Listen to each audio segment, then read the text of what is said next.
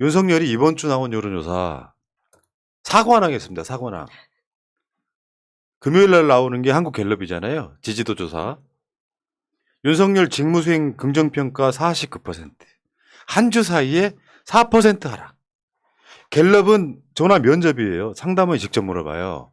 그래서 직접 물어보게 되면은 그러니까 지금 환경은 어떤 거냐면 민주당 지지층은 전화 응답 잘 안 합니다. 아유 뭐 대선도 끝났는데 졌기 때문에 국민의힘 지지층 소위 보수 지지층이 월등히 많이 응답하는 시기예요. 그 환경을 아셔야 되고요.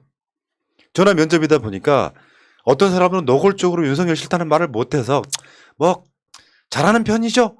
뭐 이런 식의 이야기를 할 거 아니에요. 그 환경에서도 윤석열 지지율이 4%가 떨어졌어. 오늘 갤럽이에요. 근데 이 갤럽 조사가 긍정평가는 4% 떨어지고 부정평가는 5%가 올라갔어요. 9% 갭이네요. 그렇죠. 그러니까 거의 딱 붙어버린 거지. 이럴수록 도어 스태핑 이거 매일매일 해주고 하다 보면은 더 내려갈 거라고 보는데 그래서 저는 도어 스태핑이 굉장히 소중한 시간이라고 생각합니다. 근데 그걸 멈추지는 않을 거라니까요. 네. 업적인데 어떻게 그걸 멈춥니까? 업적이기도 하고 자기는 자기가 잘하는 줄 알아요. 정말로. 그렇죠. 옛날에 대선 때 기억나십니까? 3프로 TV에 나와가지고 삼나구 이야기했던 그때 당시에 윤석열이 나와서 그 삽질을 해놓고 자기는 엄청 잘했다고 평가했다거든요. 나 그날 말 잘했다. 나 잘했지? 자기가 뭘 잘못하는지 모르는 사람만큼 위험한 사람은 없죠. 네. 그리고 부정평가한 이후에는 인사가 21%, 직무 태도 이런 게 그런 거거든요. 뭐 자기 부인 실드를 친다든가, 뭐 전 정권에선 정치 수사 안 했습니까? 뭐 이렇게 한다든가 이게 직무의 태도예요, 태도. 다음에 대통령 집무실이전 약 10% 정도의 사람들이 저거 잘못한가 지금 시스템이 붕괴됐기 때문에. 그리고 이번 갤럽 여론조사에 새롭게 항목이 추가됐어요. 왜냐하면 사실 김건희까지 포함되어 있으면 또 훨씬 더 심했을 거야. 맞아요. 김건희의 행보가 포함됐다고 해요. 다음 주에는 이게 윤석열이 싫은 이유 중에 한 최소 2위로 올라갈 거예요. 그 김건희의 행보는 당연히 넣어야 된다고 생각합니다. 지금 대한민국의 실질적 대통령 아닙니까? 저는 한 1년 정도 지나면 그 모 일보에서 다음 대선 후보에 김건희 이름 넣을 것 같아요. 아니 뭐 힐러리도 나오는데 못 나올 거 있습니까? 뭐 제 부인이 대선 후보 되면 법적으로 문제되는 거 있습니까? 이러겠죠. 근데 참 심각하죠. 이게 왜냐면 박근혜도 정말 이렇게 치열한 선거 끝에 아슬아슬하게 당선이 됐지만 시간이 막상 이 사람이 취임을 하고 하면 밴드웨건 이펙트가 가장 강력하게 작용하는 시기거든요. 그렇기 때문에 지지율이 취임 초반에 70%막 이랬어요. 한 달 만에 50% 이하로 떨어졌다? 이거는 정말 역사에서 찾아보기 어려운 일이고요.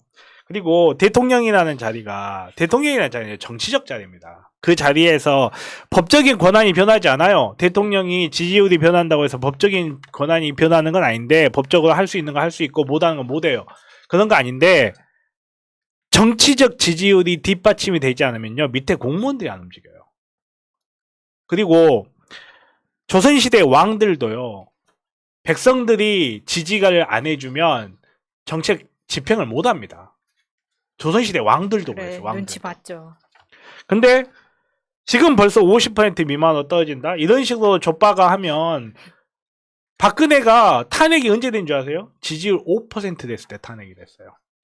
쉽게 말해서 견디질 못한다는 거예요. 그쯤 돼버리면 기존의 정치인들이 버티질 못해요. 그러니까 윤석열 가까이에 한번 가서 이야기해주고 싶어요. 성열이 형 한번 불러줘봐. 왜냐면 그러다가 무슨 좋은 일 있으면 오르겠지 하는 기대는요 6개월 안에는 가능해요. 근데 이미 저 사람이 나한테 들어왔는데 저 사람이 누군지 모르는 상태에서 가장 먼저 하게 되는 거는 그 사람이 첫인상 보는 거거든요. 이제 취임 효과라는 게 그런 건데 취임에서는 내 마음이 어떻든 간에 국민 화합합시다 했는데 취임사에서 국민 화합이란 말을 안 했잖아. 그러면서 분열 갈라치기만 지금도 계속 하고 있잖아요. 에라 모르겠다 무식한 게 당선돼서 기분도 나쁜데 지 말하는 거 보니까 얘 이재명하고 문재인한테 정치보복하겠네 하는 사람들은 이제 감정을 접어버렸어. 지금 윤석열 지지율은 자기 대선 때 득표율 이상이 안 나오고 있는 거예요. 초반이어서 일부 정도들이 잘했으면 좋겠다라고 전망으로 지지를 해. 전망이다 보다 기대. 기대에 대한 지지를 해. 근데 6개월 이내에 이거를 회복하지를 못하면은 이게 기준점이 돼서 점점점 빠진다고. 근데 실제로 문재인 지지층, 이재명 지지층이 여론조사 응답을 하기 시작해. 그럴 때는 지지율이 확 빠져요. 그래서 보수 진보가 한 50대 50으로 응답을 하면 확 빠진다고. 그러다가 30% 밑으로 내려가면 그때 누가 먼저 등을 돌리냐면은 언론이 등을 돌려요. 무슨 문제 있다, 내부 갈등, 분열, 뭐 무능 이렇게. 그러면 아무리 잘해도 지지율 안 올라가요. 그러다가 총선이 다가오잖아 이제. 윤석열이 저러고 있는데 윤석열 지지율이 어찌어쩌다 보면 지금 그때쯤 가면 내가 봤을 때 30%대로 내려갈 거라고 생각해요. 그럼 국민의힘에서 누군가는 살아남아야 되기 때문에 윤석열 정부를 욕하거나 또는 윤석열 직접 욕 못하니까 김건희 욕하거나 윤석열 참모들을 욕하거나 하는 게 계속 벌어져. 그렇죠. 배에서 뛰어내린 놈들이 생기죠. 근데 그런 상황이 돼도 절대 지지율은 안 올라요. 오히려 떨어지죠. 그 지지층이 빠지거든. 그러다 보면 결국 윤석열이 지지율이 한 20%대로 가. 그러면 아무것도 못해요. 근데 윤석열 스타일이 뭐냐고. 여론조사 아무 상관없다라고 생각하게 되잖아요. 그러면 절대 안 고쳐진다는 거죠. 지금 윤석열 이번 주 폭락 사고낭. 하나씩 봅시다. KSOI 6% 급락. 박수 한 번씩 쳐. 축하할 일이지. 축하합니다. 6% 급락. 리얼미터 4% 급락. 아우 좋아요. 축하해. 그리고 전주 대비는 6% 하락한 거예요. 여기 여러분들 여기 보시면 알겠지만 밑에 나오는 그래프가 이거거든요. 부정평가는 꾸준히 오르고 긍정평가는 꾸준히 내리고. 아니 좀 더 그러니까 내려가고 하얀 곡선을 그리고는 있지만 그 국민 체감에 비해서는 좀 속도가 느린 것 같아가지고 예. 좀 더 분발해 주셨으면 자 그리고 좋겠네요. 4개 여론조사 기관 연합으로 하는 최대 여론조사 NBS 5% 급락. 축하합니다. 참관을 하셨어요. 네. 참 그다음에 금요일날 나오는 한국갤럽 4% 급락. 축하합니다. 축하합니다. 네. 이제 아직 2달도 안 되신 대통령인데. 한 달 좀 넘으셨는데요. 네. 이거 정치 좀 아는 사람들은 이거 굉장히 심각한 상황이거든요. 상상을 초월하는 상황이라고. 왜 아직도 모를까? 네, 긍정평가 1위가 소통이잖아요. 비록 11%이긴 하지만 그렇기 때문에 본인이 굉장히 소통을 잘한다고 생각하면서 도어 스태핑을 멈추지 않고 계속하면서 주말에 또 놀러 다니면서 시민들과 계속 사진 찍고 이런 걸로 소통을 하고 있다라고 생각을 할 거기 때문에 앞으로 굉장히 기대가 됩니다. 어떤 그렇죠. 지지율이 나올지. 그러려면 저희도 많이 여론조사에 참여를 해야 되고요. 응답해야 그냥 되고. 간단한 거야. 문재인 대통령이 도어 스태핑이라는 걸 해. 문 앞에 서서 그냥 주고받는 말하는데 문재인 대통령이 글쎄요. 대통령이 처음이라서요. 뭐 이렇게 답을 한다거나 김정숙 여사가 뭐 빵을 들고 가야 되는데 뭐 손이 부족해서 이런 이야기를 한다고 생각해봐요.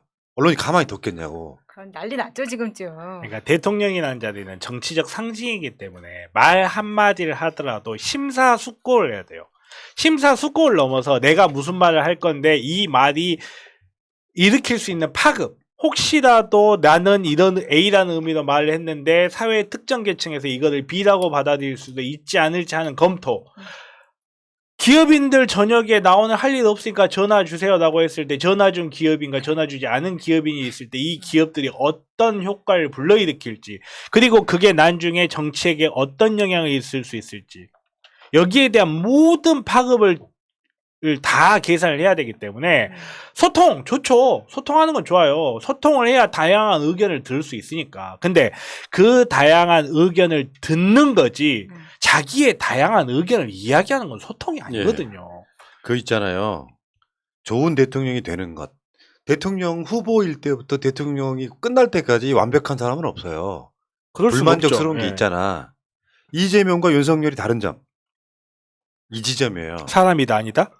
아이 뭐 그런 유머 치지 말라고 했죠. 네. 댓글창 안 봐? 맥커트 하지 말라고 그랬지. 죄송합니다. 그래서 국민의 지적이 들어오면 고치는 것과 안 고치는 것이 자기가 첫 번째예요.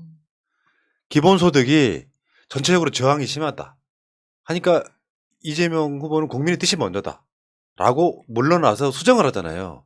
윤석열 여러분들 기억하시겠지만 한 달 정도 전에 한 말이에요. 뭐 여론조사 뭐 그거 신경 안 씁니다.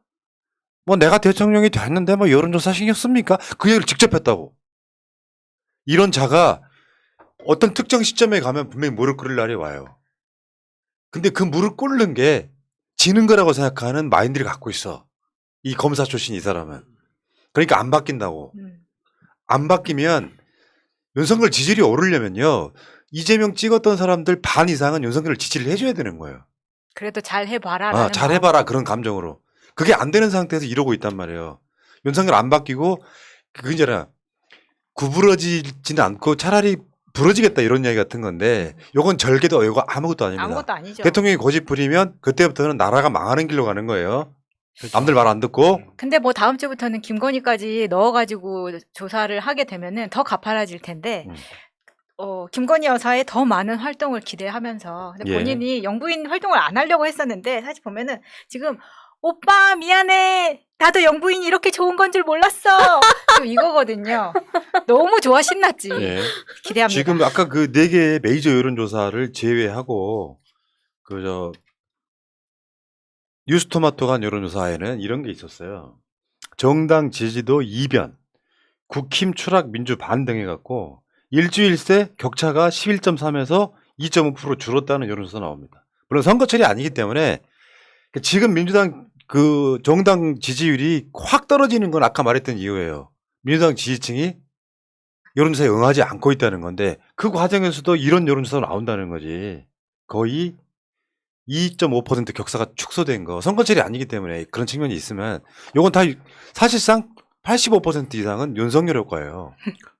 윤석열 효과가 한 85% 되고 나머지 15%는 기레기들이 민주당 기사를 안 쓰는 거예요. 생각해보세요.